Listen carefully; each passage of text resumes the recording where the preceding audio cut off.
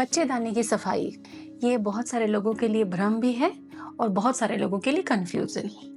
देखिए, हमारे शरीर का ऐसा मैकेनिज्म है कि यूट्रस तो बॉडी खुद ही क्लीन करती है हर महीने जब आपको पीरियड्स होते हैं। लेकिन कई बार कुछ ऐसी क्लिनिकल कंडीशन होती हैं कि यूट्रस को ठीक करना, प्रॉपर क्लीन करना बहुत ज़रूरी होता है। वो क्लिनिकल कंडीशन क्या है और उसमें आपकी हम कैसे मदद कर सकते हैं therapeutic diet and lifestyle idea के थ्रू।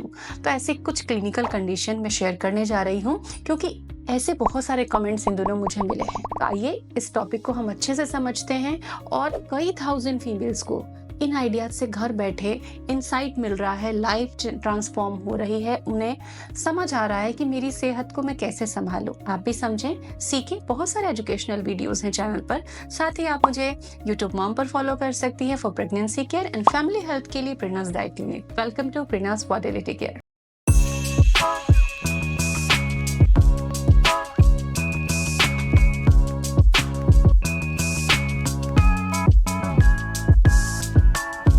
सबसे पहले आपको मैं ये बताना चाहूँगी कि हर महिला को कंसेप्शन से पहले यूट्रस क्लीनिंग की नीड नहीं होती। इसके लिए कुछ स्पेसिफिक क्लिनिकल कंडीशन होती हैं, क्योंकि देखिए यूट्रस जो है ना, आपके आने वाले बच्चे का घर है। सबसे पहले वो वहीं आता है, वहीं डेवलप होता है। तो क्या वहाँ पे उस बच्चे के आने के लिए फेवरेबल एनवायरनमेंट है? अगर नहीं है तो उसे हमें बनाना होगा। कई बार मेडिकल इंटरवेंशंस चाहिए होते हैं, कई बार आपके खान पान और तौर तरीके बदलने होते हैं। तो मैं आज उन कंडीशन के बारे में बताऊंगी कि कब यूट्रस क्लीनिंग के लिए आपको तरीके फॉलो करने चाहिए, मेडिकल इंटरवेंशन करने चाहिए। नंबर 1 कंडीशन है पोस्ट मिसकैरेज। अगर आपको मिसकैरेज हुआ है, किसी भी कारण की वजह से हो सकता है, तो ऐसी कंडीशन में यहाँ ये बात जानना बहुत जरूरी है कि कहीं मेरे यूट्रस में कोई रिमेनिंग टिश्यू, कोई पार्ट बच तो नहीं गया। ये एक सीरियस थ्रेट क्रिएट करता है माँ की लाइफ के लिए। कैसे? क्योंकि ये इन्फेक्शन क्रिएट कर सकता है। कई बार नॉन सर्जिकल ओपीडी में भी इसको डॉक्टर रिमूव कर देते हैं, जैसे कि आइसक्रीम का स्कूप होता है। आइसक्रीम कैसे स्कूप से निकाला जाता है? बिल्कुल सिंपल तरीके से ये कर दिया जाता है। कुछ 20-30 मिनट का प्रोसीजर होता है। लेकिन कई बार अगर मिसकैरेज के बाद आप अच्छे तरीके फॉलो करती हैं तो यूट्रस खुद ही ठीक हो जाता है। कई बार हमारे खाने पीने की गलती से ये चीजें बढ़ जाती हैं। जैसे कि आपको मिसकैरेज हुआ है तो पोस्ट मिसकैरेज आप कोल्ड यूट्रस को प्रमोट करने वाली चीजें मत खाइए। दही छाछ उस समय आप मत लीजिए। बहुत ज्यादा ठंडी ठंडी चीजें मत खाइए। उस समय थोड़ा अजवाइन का पानी, हाइड्रेशन, सूप, दालें, इनको आप बढ़ाइए। Fast food, junk food, trans fat मत लीजिए। यूट्रस का ब्लड फ्लो ठीक होना चाहिए।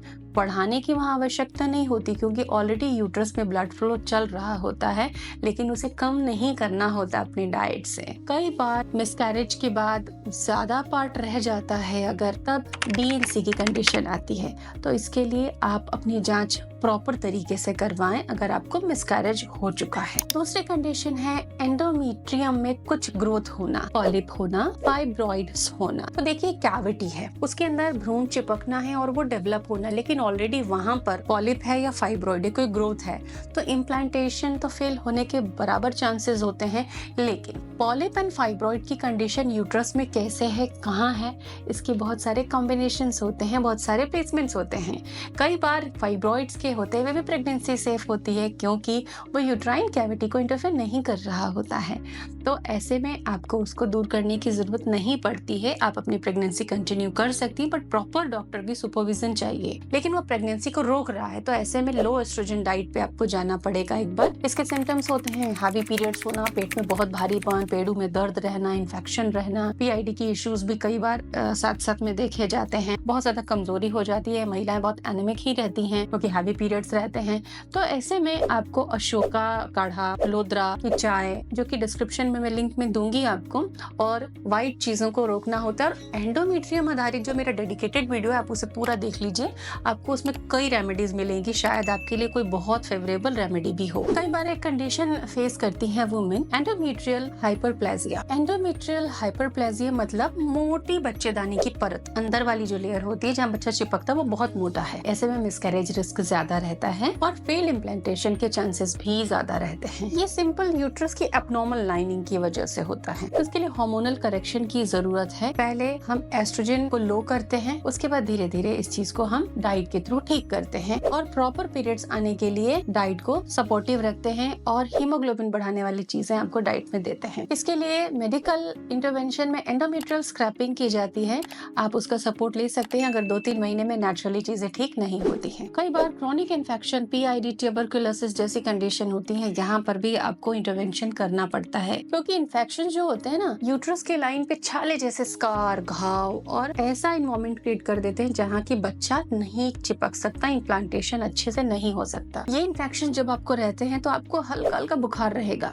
बार बार हो जाएगा और आप समझोगे यार बहुत हल्का है, चलो आया और गया। आपको डिस्चार्ज बदबूदार होगा, बार बार इचिंग की प्रॉब्लम आपको हो सकती है और पेल्विक पेन, पेडू में आपको दर्द रह सकता है। तो ऐसे में धूनी लेना अजवाइन की बेटर है। इसके अलावा एंटीबायोटिक के कोर्सेज, अगर इन्फेक्शन बहुत लंबा रह गया है देन आपको थोड़े समय के लिए एंटीबायोटिक कोर्सेज लेने होंगे।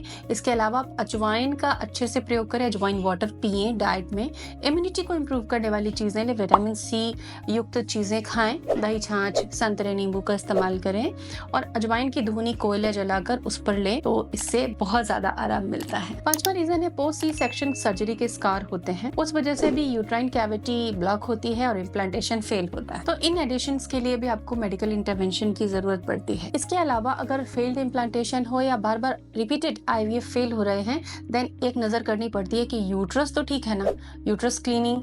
तो इसके लिए अजवाइन, जीरा वाटर हम लेते हैं, अजवाइन की धुनी हम देते हैं, टर्मरिक का इस्तेमाल करते हैं, निर्गुंडी के तेल से मसाज करते हैं, सूजन है तो एंटी इन्फ्लेमेटरी फूड देते हैं, हम लो डोजेज में जिंजर इंट्रोड्यूस करते हैं। थेरेपेटिक तरीकों से यूट्रस को ठीक किया जा सकता है। त्रिफला, चुकंदर, अनार, फ्लैक्सीड, ये सारी चीजें यूट्रस के लिए अच्छी हैं, आप इनका प्रयोग करें। हमारे और भी डिटेल वीडियोस देखें जो यूट्रस की अलग अलग प्रॉब्लम्स पर आधारित हैं। Thank you.